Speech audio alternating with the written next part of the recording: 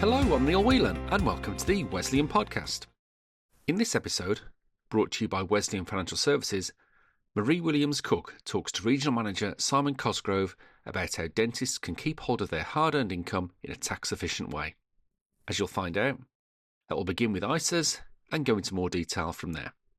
Before we do anything though, this is the reminder that this podcast is for information only and isn't financial advice. But if you do feel as if you need to talk to someone about your finances, I'll be back later to tell you how to contact us. But for now, I'll hand you over to Simon. And first up, Marie. Today we're speaking to Simon Cosgrove, Regional Manager for Wesleyan Financial Services.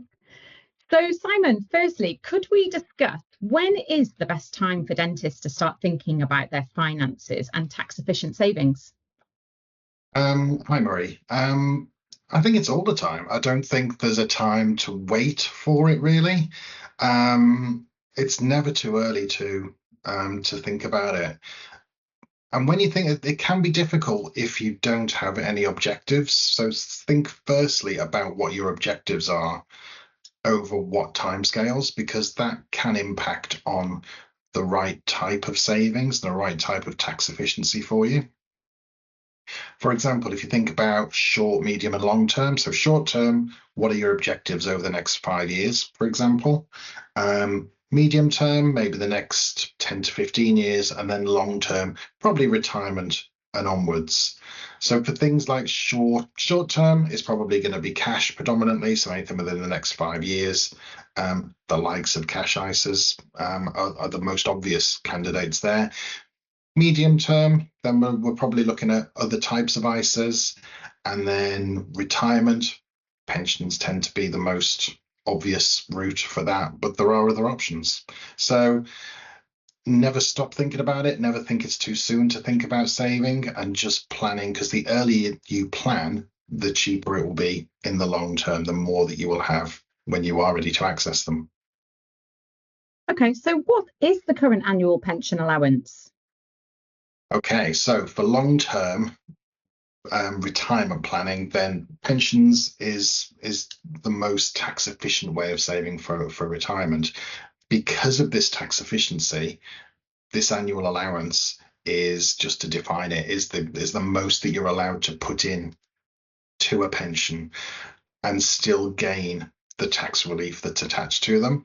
So the annual allowance in this particular tax year is 60,000. or 100% of your relevant earnings, so whichever is the lower of those. So you can't put in more than you earn. Mm-hmm. If you have missed out or not maximized your annual allowance over the last few years, you are actually allowed to carry forward some of your unused allowance for the last 3 years. So for example, if you put 60,000 in this year, you've maximized it, but you'd actually prefer to put 100,000 in, you can have a look over the last 3 years and just see whether you've maximized your allowance over that period. And if you haven't, then you could start to use some of that unused allowance this year.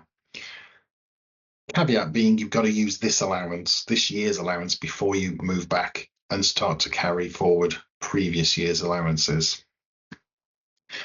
One quirky thing that's specific to dentists, but also doctors, obviously, but anyone in the NHS pension scheme, and that will be the vast majority of dentists will either have been a member of it, so will have deferred benefits, or will be active members if they are NHS dentists now. The way that the annual allowance is calculated or measured against the NHS pension is a little bit different. So with personal pensions, where you pay into a private pension, it's measured based on how much you put in, fairly obviously. With the NHS pension, it's how much your pension pot grows in a particular year.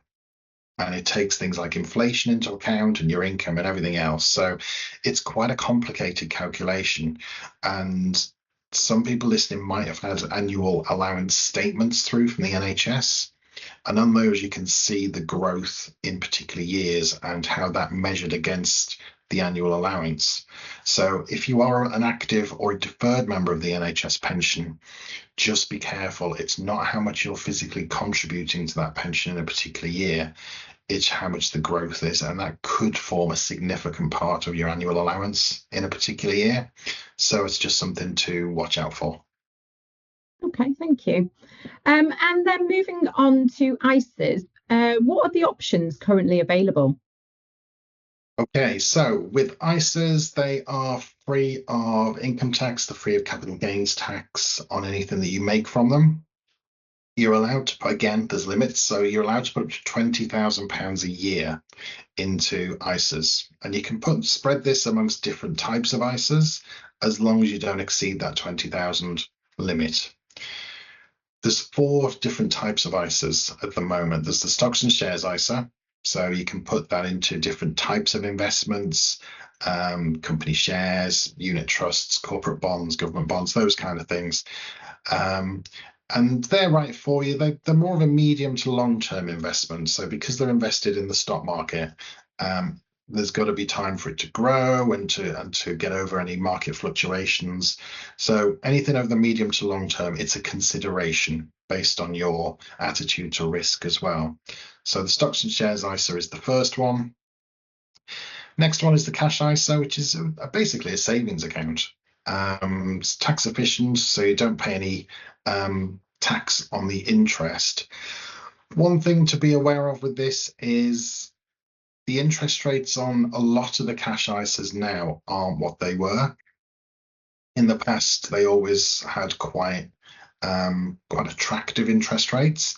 Nowadays, it can be worth just shopping around and seeing what other interest rates are available out there, because there's some savings accounts that may give you higher interest rates, maybe more flexibility, because everyone has this savings allowance, and for basic rate taxpayers, it's £1,000 of interest that you can earn in tax year before you pay any tax on it. For higher rate taxpayers, it's £500. So as a lot of dentists are going to be higher rate taxpayers, so if you've got a savings account and you're potentially going to earn less than £500 a year in interest from it, that interest is going to be tax free. So just have a look around on the cash ISA side of things and just make sure it's giving you a competitive rate of interest as well as the tax efficiency. So we've done stocks and shares ISAs, we've done cash ISAs. One that's a little bit of a niche product really is an innovative finance ISA. Now there's not a lot of these around. It's more of a non-traditional investment. It's high risk, so it's not something that most people are comfortable with, but it's just something to be aware of. It's tax-free, all of that kind of stuff that's associated with ISAs, but it is more niche and risky. So it's probably something, well, it's certainly something you should take advice over if it's something that kind of tempts you.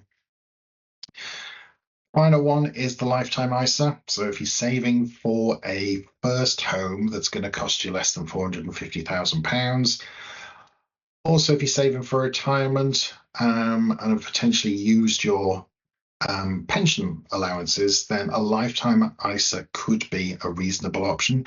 You can put up to £4,000 a year into one of these, and whatever you put into it, the government will then add 25% to everything that you save. It can be cash, it can be stocks and shares, but you have got to be between 18 and 39 to be able to have one. One final thing on the ISA side of things, there's also a junior ISA. So as a cash junior ISA, a child from 16 and above can open their own. If you're the parent or guardian of a child who is under 18, you can open a junior cash or a junior stocks and shares ISA for them. Anyone's allowed to pay into it up to £9,000 per tax year. You look after it until they're 16, and then once they turn 18, it does automatically turn into an ISA that they can choose to keep. They can start withdrawing it. So that's just an aside, an additional allowance, if you like, on top of the 20,000. So how can dentists take advantage of the annual gift allowance, and what are the benefits of doing this? Okay, the annual gift allowance is to do with estate planning, so inheritance tax planning. If you feel that you might have an estate that's going to be liable to inheritance tax, there are ways in which you can bring down the taxable value of your estate. There's a number of allowances, and the annual gift allowance is one of them, and that's where you're allowed to give £3,000 per year away to anybody without it being deemed by the Inland Revenue that you're reducing the value of your estate excessively. So the annual gift allowance just allows you to give £3,000 away to anybody. If you've got an estate planning problem, an inheritance tax problem, it's not a huge amount, but it's certainly worth thinking about. There are other allowances. There's a small gifts exemption, for example, where you're allowed to give an unlimited amount of £250 away to as many people as you want. And there's the gifts from income allowance as well, where you, if you are gifting a set amount of money from your income, which is an important point, rather than your savings, on a regular basis. So if you're giving £1,000 a month to somebody on a regular basis, and it's not affecting your standard of living, that is also allowed as well. So all of that is on the estate planning side of things, just to plan for inheritance tax. It is a very complicated area, so it is important to take advice if it's something that you are looking at doing. Okay, thanks, Simon. And are there any other strategies available for tax efficiency? One thing that a lot of dentists, in my experience is the loss of their personal allowance. So the personal allowance is the amount that you are allowed to earn every year without paying any tax. This year is £12,570. Once you start to earn above 100,000, then that personal allowance starts to be reduced. So for every £2 over 100,000 that you earn, you will lose £1 of your personal allowance. So broadly speaking, once you start to earn around about 125,000, you'll have lost all of your personal allowance, your tax-free income for the year. One of the ways of regaining this personal allowance is through pension contributions, and it's something a lot of dentists do. If you make a pension contribution, because of the tax relief associated with them, a pension contribution will reduce your taxable income in a particular year. So a pension contribution could, say you're earning 110,000, a pension contribution could reduce your taxable income from 110,000 down to below 100,000. Therefore, you will be deemed to be earning below 100,000, and you will regain your personal allowance as a result, as well as getting the other tax relief that's associated with the pension contribution. So it's something that a lot of dentists do. And pension contributions throughout the years, although people think of pension contributions as for retirement, which they are, obviously, but there's advantages now. Apart from regaining your personal allowance, it also potentially reduces your tax bill. So you automatically get 20% tax relief through the contribution. But then if you're a 40% taxpayer, you can claim an additional 20% tax relief through your tax return, and so reduce your tax bill at the end of the year. So pensions are really, really tax efficient and an excellent way of both saving for retirement, but also managing your tax bill now. That's fantastic. Thank you so much, Simon. You identify some really useful tips there for dentists. And that's our show for this week. Thank you to Marie and Simon. If you are looking for expert financial advice, go to wesleyan.co.uk, where you can book an appointment with one of our specialist financial advisors.